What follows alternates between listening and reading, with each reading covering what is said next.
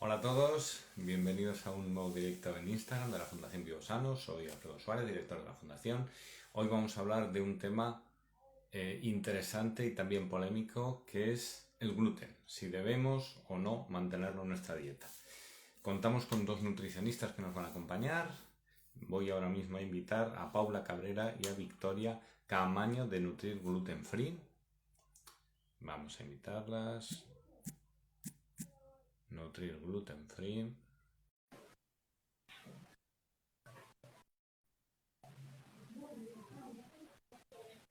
Y a Paula también Cabrera. Darme un segundito. Y enseguida empezamos con el tema. Hola, Hola, muy buenas. ¿Qué tal? ¿Cómo estás? hola, ¿cómo andan? Muy bien. Vamos a ver. A ver, perdóname un segundo. Sí, sí. Victoria, ¿qué tal? ¿Cómo estás? Victoria, ¿me Bien, muy oyes? bien. ¿Y vos? Bien, Sí, sí, yo te estupendamente. escucho bien. ¿Vos? Perfectamente. Muy bien, te veo y te escucho estupendamente. Voy a añadir Buenísimo. a Paula. Vamos a ver Bien. un segundito. Aquí la tenemos. Que le decía a Paula que es la primera vez que hago un Instagram a tres. Espero que salga todo bien. Sí, sí, sí, seguro, seguro. Lo importante es que se escuche bien, que nos... Hola, Ahí está, Paula, ¿qué tal? ¿cómo andas? Bienvenida. ¿Cómo andas, Alfredo? hola, Pau. Gracias por la Bueno, invitación. un placer que estéis aquí y primera fase superada. Estamos conectados. Le decía a Victoria que es la primera vez que hacía el Instagram a tres, pero bueno, ha sido fácil. Y Estamos comentaba antes de conectarme con vosotras que, bueno, el tema del que vamos a hablar hoy, que es el gluten, si dejarlo, no dejarlo, si quitarlo, si mantenerlo en la dieta, que es algo que provoca mucho interés y también cierta polémica. Y os doy las gracias en nombre de la Fundación y de todos los que están aquí, de todos los que van a ver este vídeo, pues por compartir este ratito con nosotros. Os voy a presentar muy brevemente. Paula Cabrera y Victoria Camaño son directoras de Nutrir Gluten Free, son nutricionistas, expertas en enfermedad celíaca y también en sensibilidad al gluten no celíaca. Y me parece extremadamente interesante, y antes de que contéis un poco más sobre vosotras, la doble perspectiva de la que hablábamos antes, Paula, que no Ujú. solamente sois profesionales de la salud especializadas en problemas de celiaquía y sensibilidad al gluten, sino que lo habéis vivido en primera persona por vuestra circunstancia de que sois celíacas también. exacto. Sí, esa fue un poco la motivación que tuvimos con Vicky cuando decidimos crear Nutrir Gluten Free, ¿no? Porque además de que somos nutricionistas y que nos dedicamos al manejo de pacientes celíacos o intolerantes, además somos celíacas. Así que todo lo que contamos lo contamos y lo decimos desde nuestra propia vivencia y nuestra experiencia del día a día de vivir sin gluten también. Y desde luego eso aporta, como comentábamos, una fuerza enorme. No es lo mismo decirlo desde la teoría o desde este lado, ¿no? Que haberlo vivido también como paciente. Entonces yo estoy convencido que lo que vais a compartir hoy seguro que va a ser de una utilidad enorme para todas aquellas personas que tal vez piensen que tienen sensibilidad al gluten, que no lo tienen claro, que a lo mejor se han planteado hacer un estudio o que tienen una celiaquía diagnosticada. Pues si queréis, Victoria, Paula, contarnos un poquito más brevemente sobre vuestra trayectoria personal, porque es muy relevante también, y profesional, y sobre vuestro proyecto Nutrir Gluten Free. ¿Quieres contar, Vicky? ¿Cuento yo? Bueno, dale, dale. Bueno, como vos decías, un poquito las dos somos nutricionistas, nos conocimos trabajando en el Hospital Italiano, un hospital de acá de Buenos Aires. Eh, Nos conocimos y ahí fue como un poquito empezó a surgir esta idea del proyecto de Nutrir Gluten Free, un poco como vos recién mencionabas, la idea de intentar transmitir esta doble visión, nuestra experiencia como profesionales y nuestra experiencia como celíacas, ¿no? Entonces, bueno, las dos estuvimos formando parte del equipo especializado en atención de pacientes con enfermedad celíaca del hospital. Y bueno, así fue un poco como surgió, empezamos las dos, teníamos ganas de hacer algo de aprovechar, bueno, las redes, de lo que permite las redes sociales hoy en día, así que bueno, así fue un poco como nació este proyecto, que ya llevamos 2 años, ¿no? Vamos más, yo ya perdí un poco la cuenta, pero que llevamos trabajando con esto. ¿Cómo? 2 años y medio, creo, más o menos, ¿no? ¿Serán? Unas, claro, que llevamos un poquito con esto, siempre tratando de pensar proyectos nuevos, de llegar, bueno, ahora la pandemia nos permitió explotar todavía más esto de las redes sociales y de llegar a través de la consulta online a personas de todo el mundo, porque trabajamos con pacientes de acá de Argentina, pero también trabajamos con pacientes de otros lugares, que nos permitió un poco, la virtualidad nos dio eso, ¿no?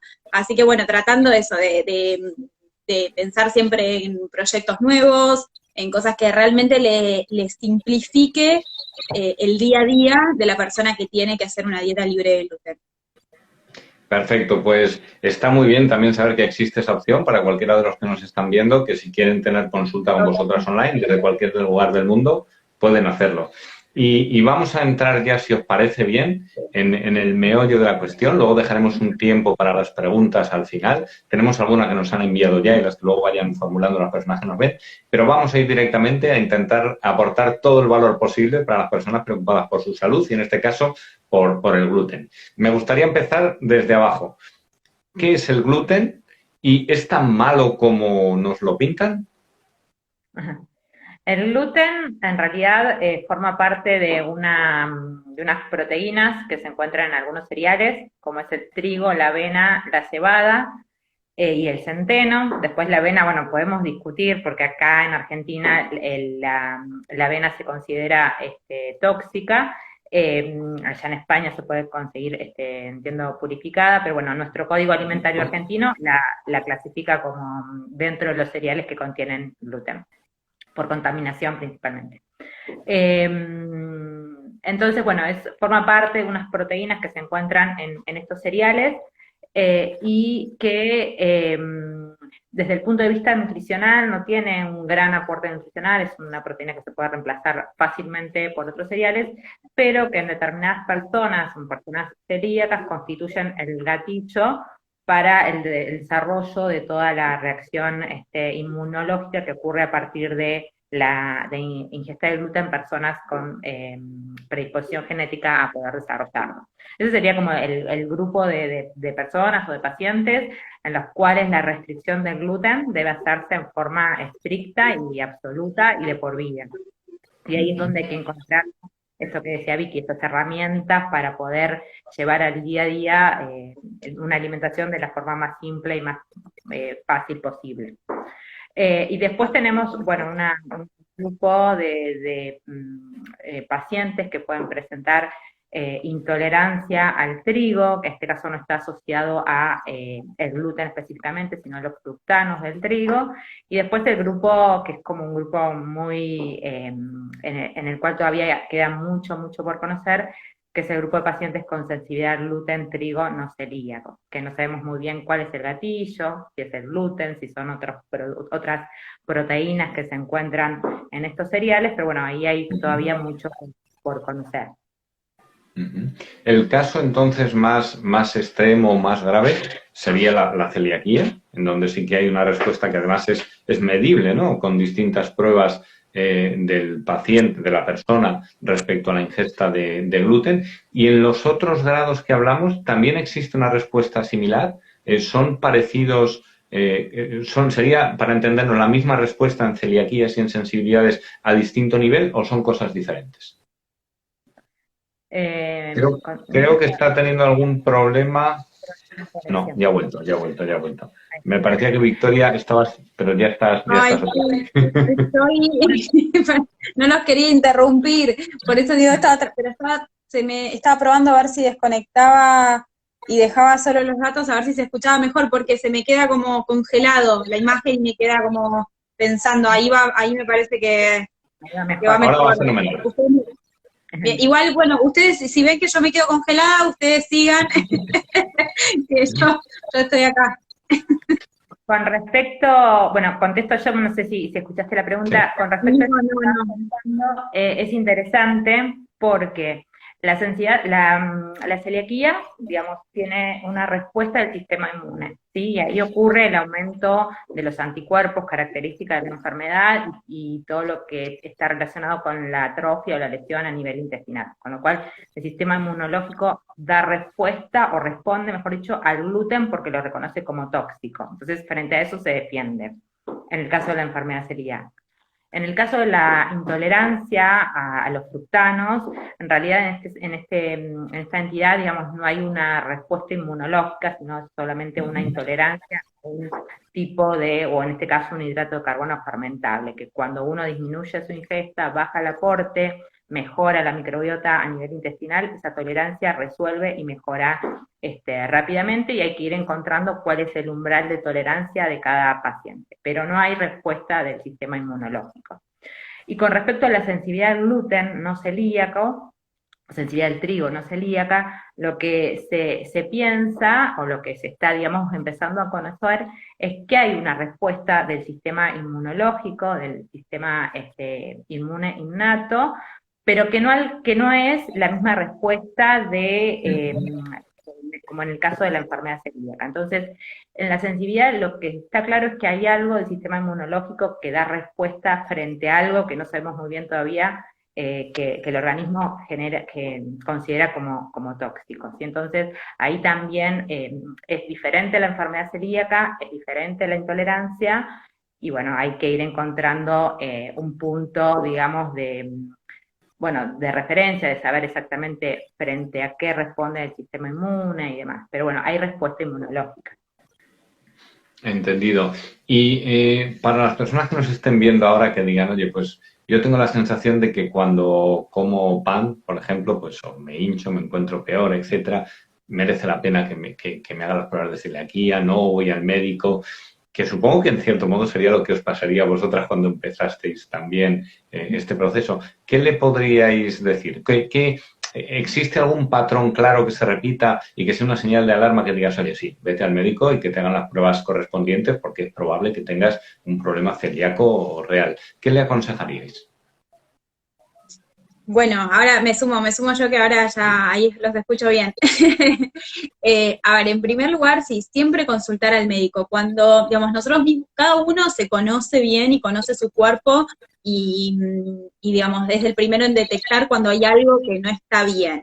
Entonces, frente a algún síntoma, es importante consultar al médico. Siempre es importante lo que remarcamos muchísimo es no iniciar la dieta libre de gluten, o sea, no sacar el gluten por su cuenta, porque piensan que muchas veces sucede que uno empieza a detectar, empieza a prestar atención frente a qué alimentos son los que desencadenan la sintomatología, o alguien pasa mucho que les pueden recomendar sacar el gluten porque a alguien le funcionó hacer la dieta libre de gluten y mejoró, pero es muy importante no comenzar ninguna dieta de exclusión, ¿sí? En este caso particular, la dieta libre de gluten, sin el diagnóstico médico. Y lo que sucede es que la enfermedad celíaca tiene una variedad de síntomas muy amplios, que pueden ir desde síntomas digestivos a síntomas extradigestivos. Las manifestaciones de la enfermedad celíaca las podemos encontrar fuera del intestino.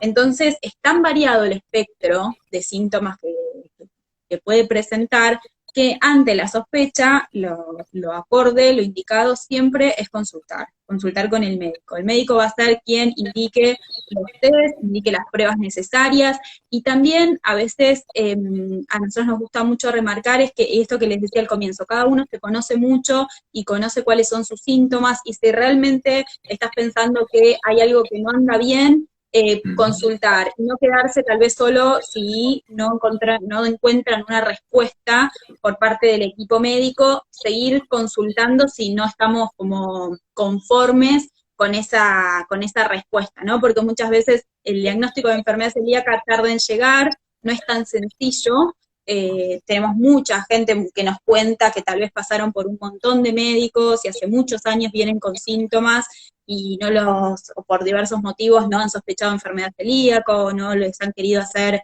los anticuerpos. Entonces, bueno, esto que les digo, cada uno se conoce y cuando hay algo que no cierra, consultar, pero sin arrancar ningún tipo de dieta, porque como decía Pau, el gluten es el gatillo. Si uno saca el gluten, todo eso va a después complicar muchísimo más el proceso del diagnóstico. Entendido, porque sí que muchas veces se oye, yo he oído a muchas personas, profesionales y no profesionales, pacientes, y la recomendación, lo que decís, pues a no sé quién le fue esto bien, y lo que se habla es de retirar el gluten durante un periodo de tiempo y observar si hay cambios a nivel digestivo, si mejora la digestión, etcétera. ¿Eso consideráis que puede ser una prueba casera, digamos, que tiene sentido, o es preferible, si hay dudas, ir directamente al profesional que nos vaya guiando? ¿Qué opináis? Digamos, la recomendación más precisa es que antes de hacer esos cambios consulte con un profesional. Pero es real que en la práctica ocurre frecuentemente esto que comentás, ¿no? Entonces por ahí alguien nos consulta y dice, mira, la verdad es que dejé de comer pan, por decir un alimento, y la verdad es que me siento mejor. Entonces, eso también digamos, es un punto importante a tener en cuenta, en que parecería que algo del gluten o del trigo genera algún tipo de síntomas digestivos. También quisiera, en relación a lo que dijo Vicky, sumar que en el caso de la sensibilidad del gluten no celíaco, también las manifestaciones que tienen pueden ser intestinales o extraintestinales. Por lo tanto, muchas veces se mezclan y se solapan, y a estas entidades hay que ponerle nombre y apellido, sobre todo a la celiaquía. O sea, tenemos que saber si el paciente es o no es celíaco, y a partir de ahí seguir la búsqueda del diagnóstico correcto. Por lo tanto, si dejó de consumir gluten por su cuenta y notó la persona cierta mejoría, que consulte al médico. Seguramente le van con digamos, chequeo de cómo se sintió frente a la disminución del gluten, seguramente le van a pedir nuevamente anticuerpos para chequear si es celíaco o no, y en esa instancia de evaluación, desde que fue al médico y está haciendo algunos estudios para identificar o para ponerle nombre y apellido a lo que le está pesando, es importante que en esa instancia sí vuelva a consumir gluten, ¿sí? Por más que haya identificado que eso le genere síntomas, porque si no, empieza a dificultar cada vez más el diagnóstico. O sea, si yo no como gluten, los anticuerpos van a bajar, y en el caso de que fuera celíaca, ¿no? Y me van a dar un resultado que no es del todo correcto. Entonces, en el periodo de estudio, aunque haya dejado de comer gluten antes, siempre se tiene que consumir. Correcto. O sea, es importante, claro, tener un diagnóstico claro, al menos sobre la celiaquía, para saber si la hay o no. En el caso de que el diagnóstico sea positivo, como comentábamos antes, pues ya hay un camino que está bastante marcado. La persona va a tener que retirar el gluten, obviamente, y va a tener un seguimiento médico. Pero imaginemos que no es positivo. La persona ha notado una mejoría al quitarse el gluten, pero, sin embargo, la prueba celíaca es negativa. ¿Qué podría ocurrir ahí? ¿Qué podría estar ocurriendo y qué consejo daríais a esa persona, que seguro que hay alguna que esté en ese momento? Claro. Bueno, a ver, si los pasos, digamos, se siguieron estos pasos, que una persona se estudia para enfermedad celíaca en condiciones de dieta con gluten, ¿no? Los anticuerpos dan negativos, digamos, se siguió a fondo con este diagnóstico, un profesional médico le dijo, la enfermedad celíaca está descartada a través de estudios genéticos, a través de análisis de sangre, bueno, de las diferentes herramientas que contamos hoy en día para hacer el diagnóstico. Si un profesional le dijo, la enfermedad celíaca está descartada, bueno, ahí podemos ir un poquitito más allá, como para empezar a evaluar qué puede estar causando esos síntomas, como charlaban al inicio, si puede ser una sensibilidad al gluten no celíaca, que hoy en día no tiene marcadores en sangre como sí tiene la enfermedad celíaca, que tiene los anticuerpos específicos y sensibles. La sensibilidad al gluten no celíaca, al día de hoy el diagnóstico se hace un poco por exclusión de enfermedad celíaca y evidenciando la respuesta a la dieta libre de gluten. Entonces, bueno, si ese es el diagnóstico, se trabajará en una dieta sin gluten, que sea completa, que sea balanceada, que aporte todos los nutrientes que esa persona está necesitando, con la exclusión del gluten, que no va a ser exactamente igual que en el caso de la enfermedad celíaca, porque probablemente esa persona no requiera los cuidados de contaminación cruzada, digamos, no manifieste ninguna respuesta frente a las trazas, a las pequeñas ingestas de gluten. Entonces eso también es importante destacar, que la dieta no es exactamente igual, si bien comparten la exclusión del trigo, en este caso del gluten, pero tal vez pueden incorporar, por ejemplo, avena, porque la reacción puede ser al gluten, puede ser al trigo, bueno, es lo que charlaban antes, lo que les contaba Pau, son cosas que conceptos que van evolucionando, que la ciencia todavía está, digamos, comenzando a comprender muchas de estas cuestiones. Entonces, bueno, es importante, como les decía Pau, ponerle nombre y apellido. Si pensamos en una sensibilidad al gluten no celíaca, bueno, vamos a trabajar desde excluyendo el trigo, el gluten. Si pensamos en alguna intolerancia a otros componentes de los alimentos, vamos a implementar un plan de alimentación controlando los posibles gatillos de esos síntomas, pero de una manera muy individual, porque no todos somos iguales, no todos respondemos de la misma manera a la dieta, y un alimento no nos aporta un solo nutriente, los alimentos son una combinación de nutrientes. La tolerancia de esos alimentos va a depender de la del volumen más que nada. Nosotros podemos tolerar pequeñas ingestas de un alimento, pequeñas cantidades, y no tolerar un plato entero de legumbres, por ejemplo, y eso no quiere decir que no podamos comer ninguna legumbre. Entonces, el tratamiento tiene que ser individualizado, porque no hay que sacar por sacar. La idea es que nuestra alimentación para todos tiene que ser lo más variado posible, porque una restricción innecesaria puede llevar también a cambios en lo que hoy en día se habla tanto, que es nuestra microbiota intestinal, esas bacterias que tenemos habitando normalmente en nuestro intestino, y si nosotros restringimos muchos alimentos, fundamentalmente alimentos que nos aportan la fibra dietética, podemos ocasionar un cambio, una alteración en nuestra microbiota, que obviamente eso también va a impactar en cómo toleramos los alimentos y en nuestra salud en general. Ese es justo otro tema que quería comentaros, porque entiendo que hay dos perspectivas. Una es lo que comemos, que vamos a seguir luego hablando del tema del gluten, alternativas, etcétera, pero la otra es lo que recibe lo que comemos, nuestro sistema digestivo. Entiendo que tanto centrándonos más en la sensibilidad al gluten, en las intolerancias, el estado de nuestro tracto digestivo, si hay permeabilidad, el estado de la microbiota, todo eso será un factor también a considerar muy importante y tal vez a trabajar conjuntamente. Sí, definitivamente. Es muy importante todo lo que tiene que ver con la diversidad, ¿no?, de la microbiota intestinal, y en ese sentido, esto que comentabas, qué importante lo que comemos, porque estamos justamente también alimentando a la microbiota intestinal. Por lo tanto, digamos, tener una dieta libre de gluten por una cuestión de salud, en este caso, supongamos que sea sensibilidad al gluten no celíaco, digamos, lo requiere, porque justamente parecería ser que el trigo genera gran parte de esos síntomas, pero si además llevamos una dieta libre de gluten con baja variabilidad en el tipo de alimentos que consumimos, no consumimos, no sé, vegetales, frutas, legumbres, semillas, frutos secos, alimentos que nos aportan una gran cantidad de fibra fermentable para que alimente adecuadamente a nuestras bacterias intestinales.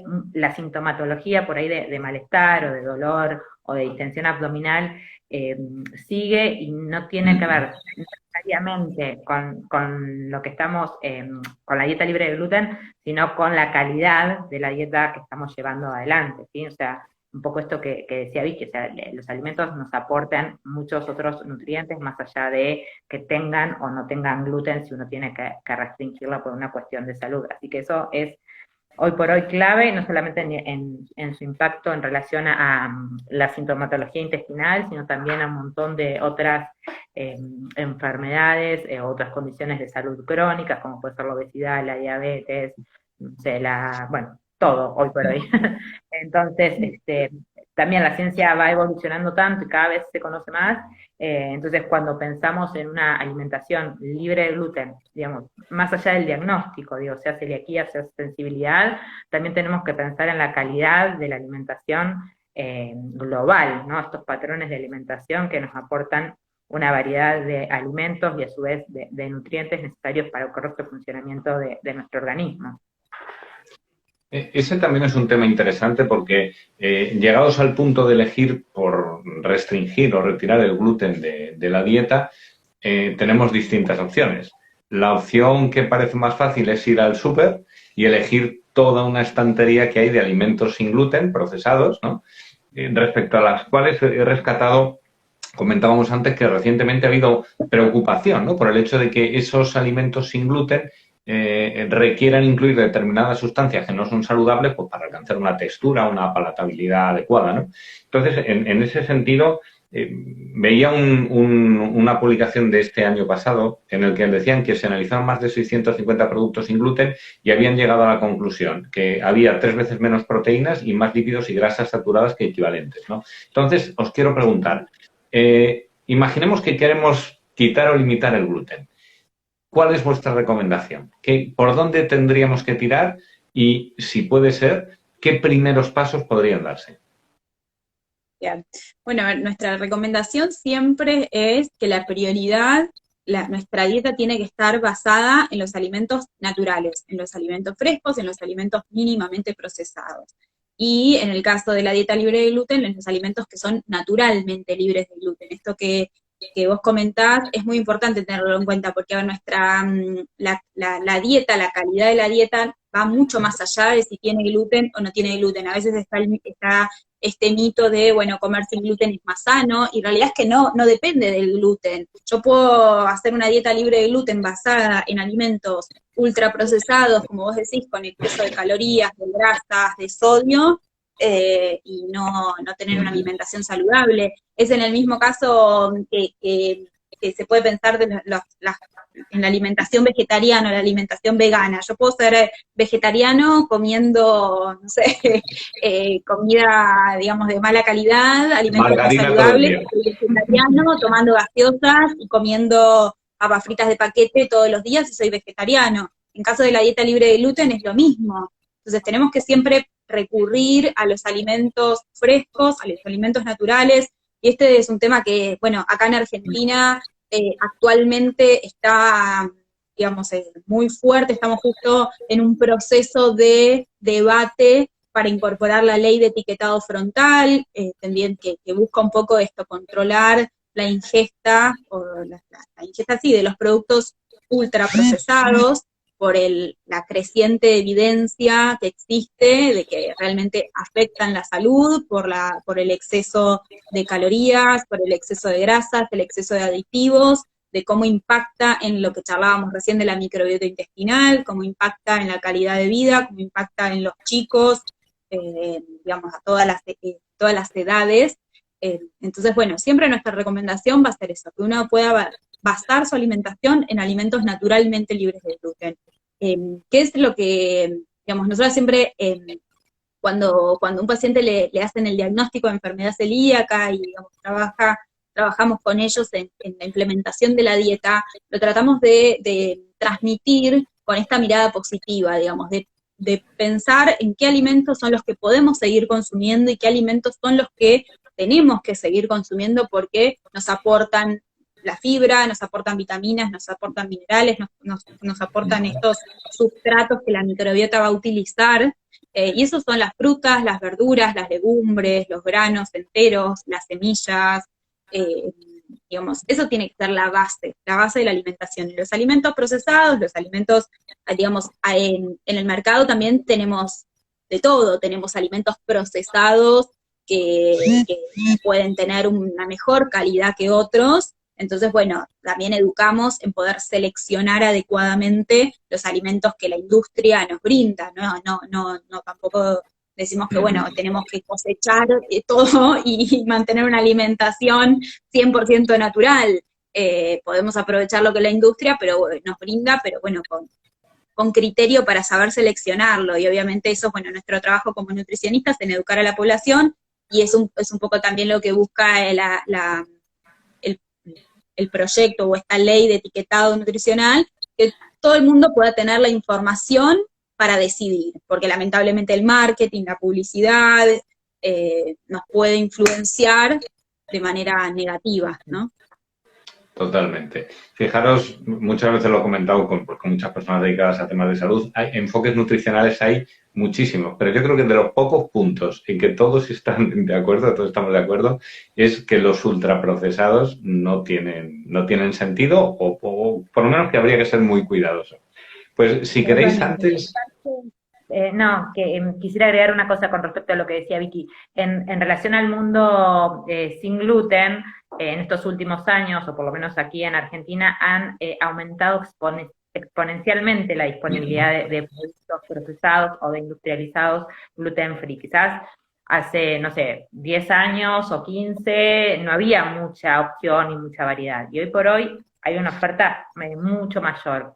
Eso también, digamos, como celíacas, lo digo, digamos, celebramos que haya opciones, pero es muy importante esto de tener información y poder elegir dentro de todas esas opciones qué es lo mejor que podemos encontrar, porque de alguna forma, bueno, lo que estuvimos charlando hasta recién, esos alimentos que vamos a incorporar van a impactar en forma positiva o negativa en nuestra salud. Una cosa es que uno lo coma en forma eventual, cada tanto, y otra cosa que eso forme parte de la alimentación del día a día. Entonces, por eso siempre hablamos de patrones de alimentación, o sea, cuáles son los alimentos que incluimos normalmente en nuestra alimentación, que nos aportan determinados nutrientes que nos ayudan a nuestra salud en general, ¿no? Entonces me parece que el punto y el kit de la cuestión en todo tiene que ver con eso, o sea, más allá del hábito celíaco o la necesidad de comer una dieta libre de gluten o vegana o una dieta general, digamos, que pueda ayudar a la población. Totalmente. Bueno, Victoria parece que se nos ha caído, espero que pueda volver a entrar ahora. Si te parece, antes de pasar, Paula, a las preguntas, para las personas que hayan sido diagnosticadas de celiaquía recientemente, tú que has atravesado por esa experiencia, ¿algún consejo que les puedas dar? Siempre cuando por ahí nos hacen estas preguntas o hablamos de esto, siempre contestamos un poco lo mismo con Vicky, que tiene que ver con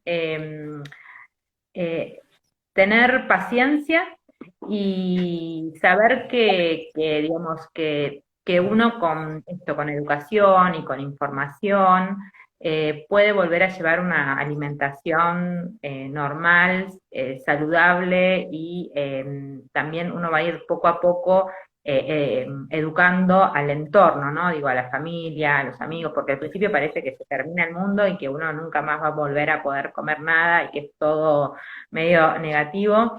Y la realidad es que lleva tiempo, hay que conocer cómo podemos elegir los alimentos, cuáles sí, cuáles no, con cuáles tengo que tener cuidado, qué pasa con el logo, dónde puedo comprar alimentos seguros, voy a comer a algún lado, digamos, a la casa, no sé, de familiares o de amigos, o voy a comer afuera y no sé cómo manejarme. Todo eso se aprende, uno va ganando en el transcurrir del camino libre de gluten un montón de herramientas que permiten ir simplificando el día a día. Así que tomarlo con tranquilidad y de manera positiva, porque se puede lograr, se puede llevar una alimentación libre de gluten sin problema, y con el tiempo termina siendo un dato más y no tiene tanta importancia, ¿no? En el día a día no es tan trascendental. Hay otras cosas que van a ir ganando otra importancia.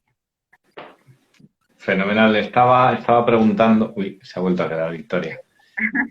Bueno, vamos a continuar. Vamos a empezar con las preguntas para todos aquellos que quieran formularla. Voy a empezar por un par de ellas que nos llegaron ayer. Dijimos que quien quisiese las enviase y que las responderíamos hoy en el directo.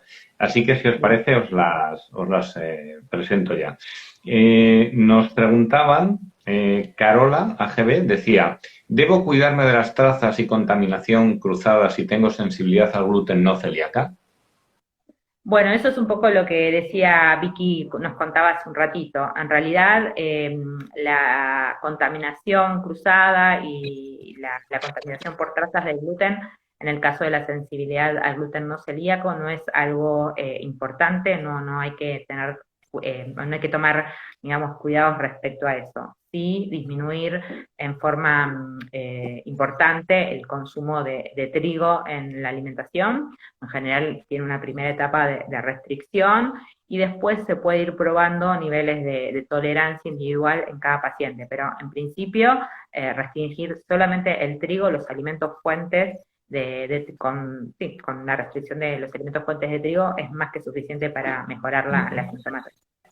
Incluso cuando, no sé, esto que contábamos recién, si uno va a comer a algún lado, a algún restaurante, con elegir alimentos que no sean fuentes de trigo, o sea, no elegir unas pastas, uno puede ir a comer a cualquier lugar sin problemas. Diferente en el caso de las personas celíacas, donde además hay que cuidar todo lo que es contaminación por trazas y contaminación cruzada a la hora de manipular los alimentos.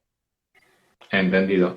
Y en estos casos que comentábamos de sensibilidad al gluten no celíaca, quitamos el trigo, ¿se podría recurrir a la espelta, al camut?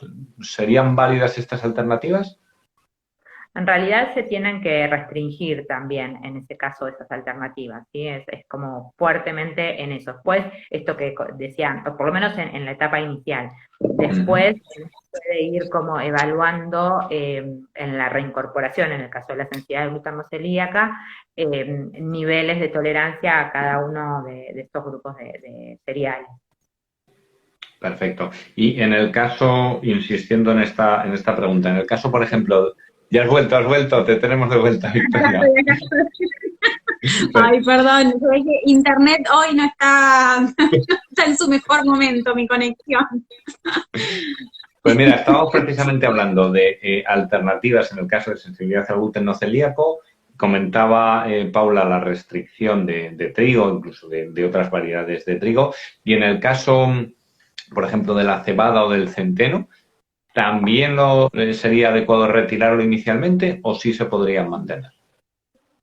En general se recomienda también inicialmente la restricción, sobre todo porque lo que es trigo, avenas trigo, cebada y centeno comparten, digamos, como la misma familia de cereales y como no tenemos muy en claro aún en el caso de la sensibilidad cuál es el gatillo real de la sintomatología, estos cereales comparten como la misma familia, entonces inicialmente se restringen los tres. No así el tema de la avena, que sabemos que es mucho menos inmunogénica y se puede consumir sin inconvenientes. Sí, quizás esa es una diferencia por lo menos importante con respecto a Argentina, por esto que contaba antes, ¿no? Nosotros la avena no la indicamos en un paciente celíaco, entonces en el caso de un paciente con una sensibilidad al gluten no celíaco, si come avena, uno podría dejársela sin problema. Perfecto, eso es interesante también y al hilo de lo que nos comenta Romita Santana, en Chile dice que se está tomando conciencia y que hay poca variedad de alimentos sin gluten. Entonces, si tenemos poca variedad de alimentos sin gluten y yo me quiero comer una pizza, porque me alegra la vida, ¿qué sugeriríais para empezar? Yo, por ejemplo, que soy un inútil total en la cocina, ¿qué harina me recomendaríais o por dónde podría comenzar?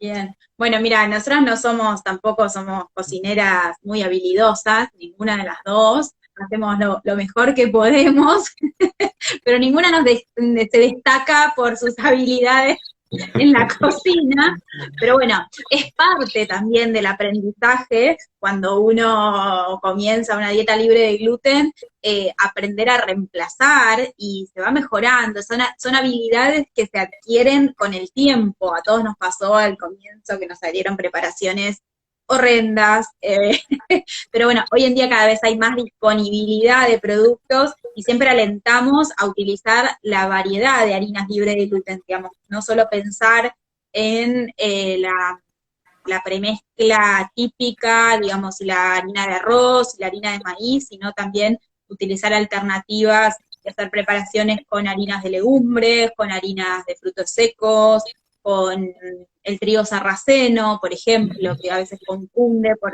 su nombre, pero está contemplado en la dieta libre de gluten, porque no es el trigo, digamos. Entonces, utilizar ese tipo de preparaciones. Después, bueno, uno a medida que va adquiriendo habilidades, tal vez puede ir haciendo diferentes preparaciones, cosas más complejas, pero es un aprendizaje al comienzo. Obviamente no vamos a pretender que sean cocineros expertos y que utilicen toda la variedad de harinas y de alimentos que existe, pero sí que después, bueno, a medida que uno va adquiriendo seguridad y confianza en la implementación de la dieta, puede utilizar esas alternativas y se pueden hacer cosas muy ricas, se puede seguir, por supuesto, disfrutando de la pizza, de los amasados, y siempre tratando de mejorar el perfil nutricional de la preparación que estemos realizando. Uh-huh. Eso es lo que comentábamos antes, no solamente sin gluten no quiere decir saludable, sino que es una parte dentro de un esquema, ¿no?, de cuidado de la alimentación. Nos preguntaba ayer también, Nena Oscilante decía, hola, en el análisis me dio positivo en HLA DQ2, DQ8. ¿Qué pruebas debería solicitar ahora? No sé si podríamos darle algún consejo. Sí, entiendo el DQ2 y DQ8 es el análisis genético que sí, que tiene que son que tienen que ver con la genética positiva para enfermedad celíaca.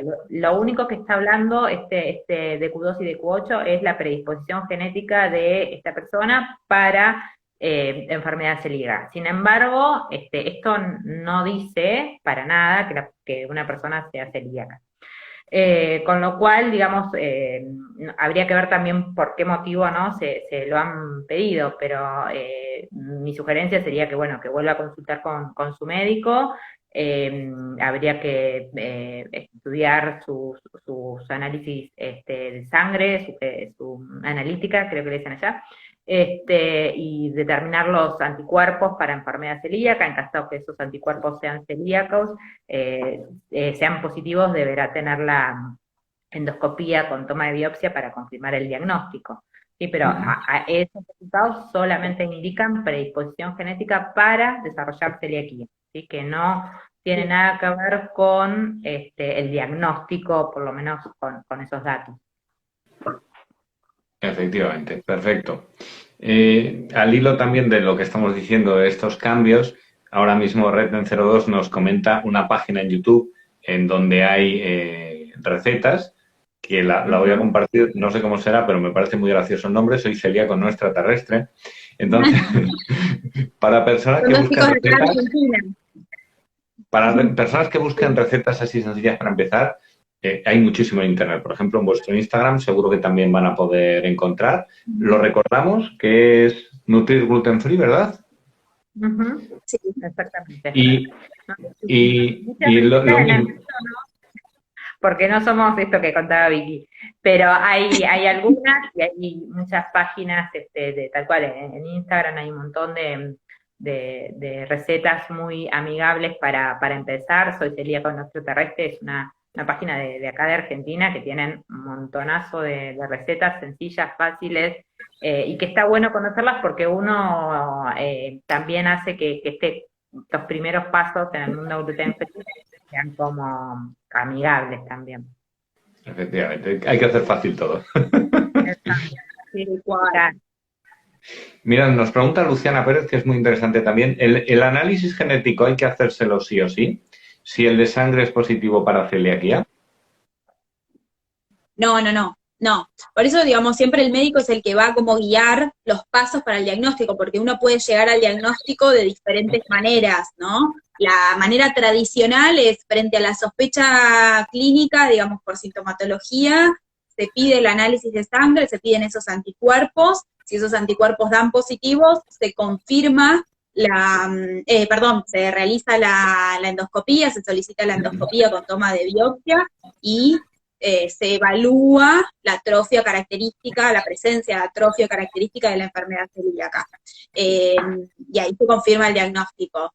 Ese sería como el paso, y ahí la genética no sería necesaria. La genética se utiliza mayormente en casos dudosos, digamos, donde hay que estudiar, porque el diagnóstico no sigue estos pasos, digamos, no es 2 más 2, Entonces ahí se puede utilizar el genético. Como explicaba antes Pau, el genético es una condición necesaria, pero no es suficiente. Que yo tenga la predisposición genética no quiere decir que sí o sí vaya a desarrollar la enfermedad celíaca, porque hay otros factores que van a ser. Algo importante para entender un poco esto es saber que de toda la población mundial, hay un 30-40% que tiene la predisposición genética, y de todas esas personas, solo alrededor de un 1% termina desarrollando la enfermedad. Entonces, no es todo la predisposición genética. El genético se solicita en casos que son dudosos, en casos, por ejemplo, que queramos saber si un familiar de alguien que tiene enfermedad celíaca tiene esa predisposición genética para desarrollarla o no, pero es el médico quien va a indicar, a pedir ese estudio. No se utiliza como para hacer diagnóstico, no se pide de manera rutinaria el estudio genético. Entendido. En el caso... No recuerdo cómo decía ella, pero ella sí tenía los anticuerpos positivos, ¿cómo fue que puso? Si lo que decía era si era inevitable, o sea, o era imprescindible hacerse la prueba genética, claro, si el de sangre es positivo, efectivamente. No, digamos, si el de sangre es positivo, lo que le van a pedir en siguiente paso es la endoscopía y no puede no necesitar hacerse nunca el estudio genético. Perfecto. Y relacionado con esto también, dos preguntas. Una, hay personas que se hacen un estudio genético sin tener una patología, se lo hacen pues para prevenir, ¿no? En el caso de que alguien se hiciese ese estudio genético y le diese un potencial desarrollo de una celiaquía, ¿tendría sentido empezar a tomar medidas preventivas del tipo retirar el gluten? Y dos, también relacionada, en el caso de que haya antecedentes familiares, ¿tiene sentido tomar alguna medida preventiva o simplemente observar? Con respecto a la primera pregunta, no tiene sentido. En realidad, esto que decíamos, solamente nos habla de predisposición genética. No sé, digamos, si en el transcurso de los años esa persona puede desarrollar o no enfermedad celíaca. Hay varias, digamos, esto que decía Vicky, uno de los factores es necesariamente la genética, o sea, si la genética no está, no voy a ser celíaca. Otro factor importante, claramente, es la ingesta de gluten, digamos, si no consumo gluten, no voy a desarrollar celiaquía. Y una tercera, que es una de las más importantes porque tiene que ver con los factores desencadenantes de la celiaquía. Entonces uno puede tener la predisposición genética, puede comer algo de gluten, pero quizás una situación de estrés, una alteración en la microbiota, algunas infecciones intestinales en la infancia pueden ser el gatillo por el cual esta celiaquía se active o se desarrolla.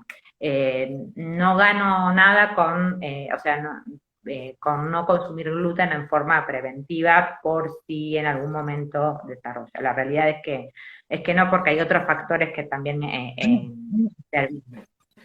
Y la pregunta, no me la acuerdo, era en relación a... se me fue. Antecedentes familiares, ¿no? Los familiares... No, con respecto al tema de los familiares, una vez que se hace el diagnóstico de enfermedad celíaca en una persona, sabemos que la celiaquía tiene, su carga genética, es importante hacer la pesquisa serológica, o sea, con anticuerpos, a familiares de primer grado y de segundo grado. En caso de, o sea, si en alguno de estos familiares los anticuerpos dan positivo, requerirán también la endoscopía para confirmar el diagnóstico, y en caso que sean negativos, se recomienda un seguimiento con anticuerpos cada 2 o 3 años. Pedir el análisis genético no es algo que se haga de rutina como para que uno tenga que olvidarse o no. Sí se puede hacer quizás en los niños, como para no estar cada 2 o 3 años sacándole sangre y chequeando. Entonces, en los chicos, nosotros, no hacemos principalmente pediatría, pero en esa población sí se puede hacer como para, digamos, descartarlo o eventualmente seguir haciendo los controles cada 2 años. Entendido, ya que habláis... Sí, perdón, quería agregar simplemente de esto que vos decías, digamos, si tenía sentido justamente sacar el gluten como algo preventivo y reforzar esta idea de que no, o sea, que no hay que sacar el gluten antes de tener un diagnóstico porque eso puede complicar el diagnóstico, la llegada de ese diagnóstico, ¿no? Correcto, y hablando, habéis comentado el tema de los niños, que me parece también muy relevante. La sintomatología digestiva de problemas de coger peso, etcétera, eso entiendo que se puede manifestar muy pronto. ¿Hay algo característico que pudiese hacer sospechar a los papás de que su hijo pueda tener algún problema de celiaquía o sensibilidad para que lo consulten a su pediatra? ¿Hay alguna bandera roja que si ocurre les debe llevar a hacerlo? Sí, sí. Bueno, a ver, antiguamente la enfermedad celíaca estaba, digamos, los primeros diagnósticos de la enfermedad celíaca se hacían en chicos, digamos, en la edad pediátrica, en chicos desnutridos y en chicos que manifestaban signos y síntomas de la malabsorción de esos nutrientes, o sea, chicos con bajo peso o chicos con retardo en el crecimiento, con diarreas, con pérdida de masa muscular. Esa era como la presentación cuando se empezó a conocer la enfermedad celíaca. Hoy sabemos que se puede presentar con una amplia variedad de síntomas, o signos o síntomas, o que puede manifestarse de manera, o sea, puede presentarse de una manera asintomática. Entonces, no solo limitarse, digamos, a los síntomas digestivos, sino también pensar, poder sospechar enfermedad celíaca en el caso de síntomas extraintestinales, ¿no? Tal vez igual, digamos, las presentaciones en la edad pediátrica están más asociadas a los síntomas gastrointestinales, pero también una constipación puede ser digamos, hacer pensar en enfermedad celíaca, las aftas orales recurrentes, las alteraciones, algunas de la dermatitis herpetiforme, que es la manifestación de enfermedad celíaca en la piel, digamos, tiene una amplia presentación. Entonces, si hay algún síntoma o algo que pueda hacer sospechar, es importante consultar con el médico. Sí, y dentro también de los chicos, quizás, bueno, el dolor abdominal y la diarrea, el retraso del crecimiento también es un síntoma, digamos, bastante característico por ahí en la niñez, más allá de la sintomatología que tiene que ver con quizás bueno, con alteración, ¿no?, a nivel de todo, la absorción de nutrientes, y en algunos chicos también están... pueden presentarse como muy irritables o apáticos y cambian, mejoran notablemente después de empezar estos síntomas como del carácter, después de empezar una dieta libre de gluten. Eso es como bastante habitual, lo que se puede encontrar en los niños, más allá de estos que comentaba Vicky. Así que por ahí como dato interesante a tener en cuenta el crecimiento en altura y, bueno, signos de irritabilidad o apatía. Perfecto. Pues estamos ya fuera de tiempo. Muchas gracias por vuestra generosidad Se pasó rápido. Pasaban ahí algunas preguntas que, bueno, cualquier cosa nos pueden escribir si quedaron preguntas sin resolver, o hacemos parte 2. Pues perfecto, pues os tomamos la palabra. Han quedado preguntas, han quedado, bueno, muchas ideas más de las que podríamos hablar. Antes de concluir, ¿alguna idea que queráis transmitir? ¿Algún consejo, recomendación? ¿Alguna idea que queráis compartir con la gente que nos está viendo? Vicky. Yo, bueno, a ver, lo que siempre transmitimos, digamos, que tratamos de brindar una mirada positiva, que, digamos, si bien el momento del diagnóstico puede ser un momento muy traumático o choqueante, o sea, hay personas que lo viven de una manera mejor que otras, y obviamente impacta, o sea, hacer una dieta libre de gluten, o hacer cualquier dieta de exclusión, va a tener un impacto en la calidad de vida, pero justamente nuestro trabajo es acompañar y brindar herramientas para que uno pueda realizar una dieta libre de gluten sin que esto afecte la calidad de vida. Y eso es posible, digamos, nosotros lo decimos con evidencia científica y evidencia personal, que se puede. ¿Cómo? Propia, tal cual. Claro, exacto, lo podemos dar testimonio, que uno puede tener una buena calidad de vida y no tiene que condicionar, hacer una dieta no nos va a condicionar en nuestro día a día, no debería, justamente por eso es lo que nosotros hacemos, ayudarlos y acompañarlos en ese momento, siempre encarándolo desde una mirada positiva, que busquen, que se permitan transitar ese momento del diagnóstico, si es con angustia, con bronca, pero que todo pasa, que el tiempo va a ir acomodando, poniendo las cosas en su lugar, y a medida que aprendan y adquieran esas habilidades y esas herramientas, se van a ir sintiendo cada vez más seguros, y van a poder llevar adelante una vida. Que decimos siempre ¿Cómo? también en relación a esto que estás diciendo, es de buscar aliados, ¿no? De buscar gente con la cual uno pueda, no sé, hacer un curso o tomar una clase de cómo hacer un pan libre de gluten, o que no sé, nos acompañe al súper a elegir, no sé, determinados alimentos. Gente con quien poder compartir estas cosas, porque también eso hace como mucho más llevadero, por lo menos en los inicios, que suelen ser los más movilizantes, o cuando uno tiene un poco más de dudas o miedos, o que no conoce de qué va un poco todo esto. Y otra cosa que me parece interesante de mencionar mientras la escuchaba a Vicky, pensaba que en el caso de la dieta libre de gluten, en el contexto, en este caso de la enfermedad celíaca, no es una elección personal, es decir, uno tiene un diagnóstico y a partir de eso tiene que hacer un tratamiento, que en este caso es la dieta libre de gluten, que es muy efectiva para la celiaquía. Entonces eso a veces siempre puede ser como medio movilizante. Quizás cuando uno elige comer o llevar adelante una dieta sin gluten por elección, porque quiere, porque vio, porque leyó, lo que fuera, las motivaciones también cambian, son distintas, y eso me parece que también hay que tenerlo en cuenta. Una persona por ahí que le hicieron un diagnóstico que estuvo de celiaquía y estuvo muy sintomática, con muchas molestias y se sintió muy mal durante mucho tiempo, el diagnóstico va a venir a traerle seguramente mucha tranquilidad a su sintomatología física.